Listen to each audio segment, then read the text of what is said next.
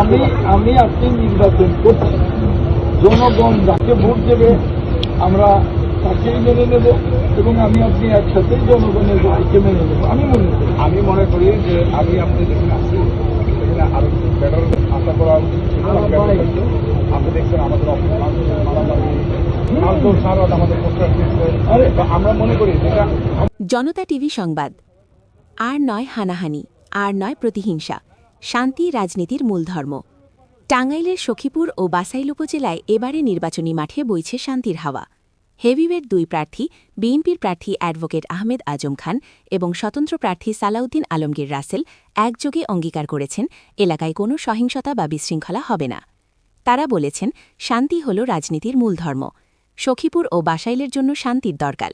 আমরা সবাই মিলে একে শান্তিপূর্ণ, উন্নত ও সমৃদ্ধ এলাকা গড়ে তুলব। এমন প্রতিশ্রুতির মধ্য দিয়ে উপজেলা দুটিতে জনগণের মাঝে ছড়িয়ে পড়েছে আনন্দের বার্তা। ভোটাররা আশা করছেন এবারের নির্বাচন হবে উৎসবমুখর ও শান্তিপূর্ণ। 2 প্রার্থীর এই ঐক্যবদ্ধ অঙ্গীকার স্থানীয় রাজনীতিতে নতুন এক ইতিবাচক দৃষ্টান্ত হয়ে উঠেছে। জনতা টিভি থেকে শান্তির পথে এগিয়ে চলুক বাসাইল সখীপুর। আরও বিস্তারিত জানতে থাকুন আমাদের সঙ্গে।